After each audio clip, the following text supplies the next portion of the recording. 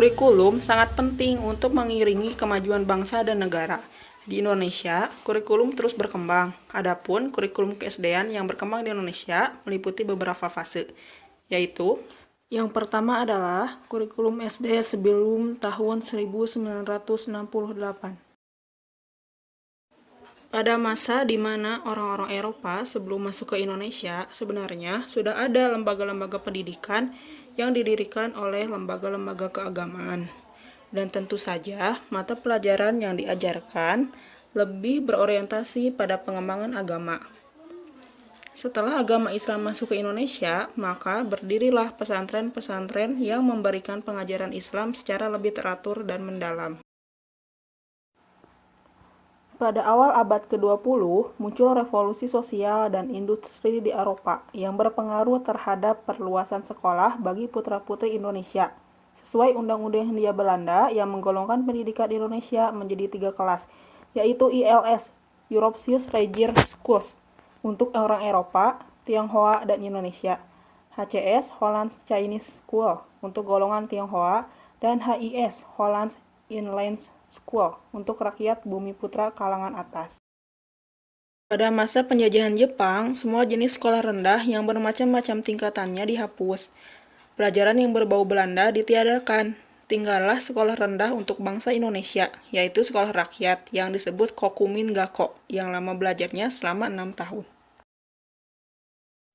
Pada masa kemerdekaan, Undang-Undang Dasar 1945 dijadikan pedoman dalam penyelenggaraan pendidikan.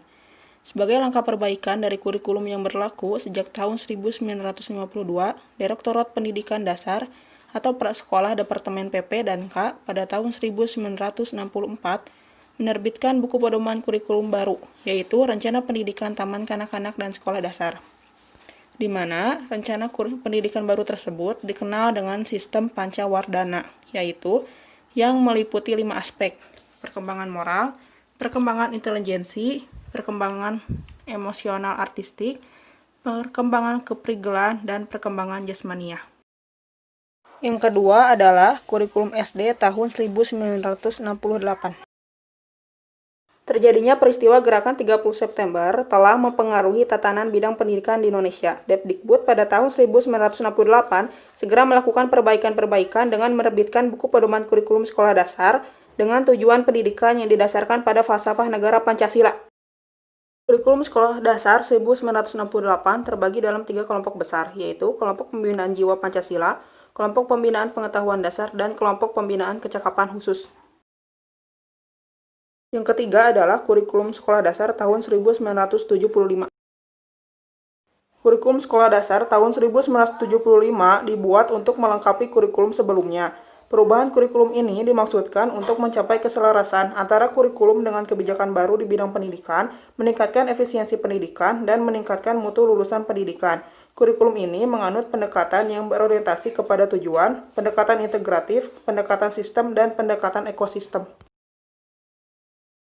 Yang keempat adalah kurikulum sekolah dasar tahun 1984.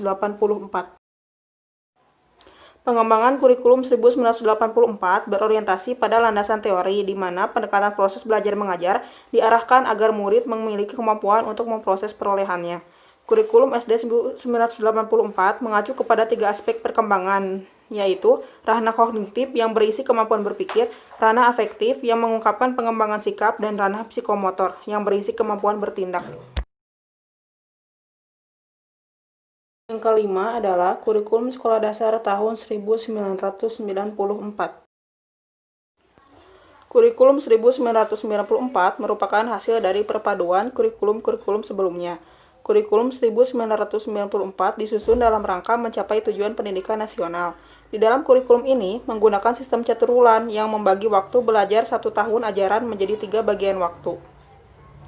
Isi kurikulum SD tahun 1994 memuat bahan kajian tentang satuan yang mengacu pada pembentukan kepribadian dan unsur-unsur kemampuan yang diajarkan melalui pendidikan dasar.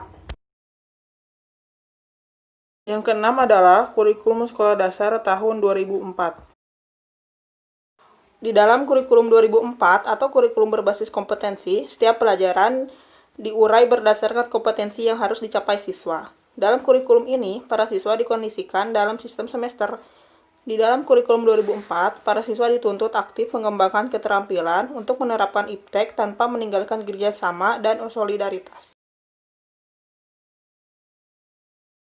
Yang ketujuh, kurikulum SD tahun 2006 atau KTSP.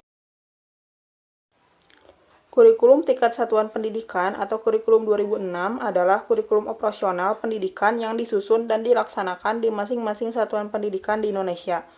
Penyusunan KTSP oleh sekolah mengacu pada standar isi dan standar kompetensi lulusan. KTSP terdiri dari tujuan pendidikan tingkat satuan pendidikan, struktur dan muatan kurikulum tingkat satuan pendidikan, kalender pendidikan, dan silabus. Yang kedelapan, kurikulum 2013. Inti dari kurikulum 2013 adalah ada pada upaya penyederhanaan dan tematik integratif. Kurikulum 2013 bertujuan untuk mendorong peserta didik dalam melakukan observasi, bertanya, bernalar, dan mempresentasikan apa yang mereka peroleh atau mereka ketahui setelah menerima materi pembelajaran. Melalui pendekatan itu, diharapkan peserta didik memiliki kompetensi pengetahuan, sikap, dan keterampilan yang jauh lebih baik. Itulah fase-fase perkembangan kurikulum sekolah dasar di Indonesia. Semoga kita dapat mempelajarinya. Terima kasih.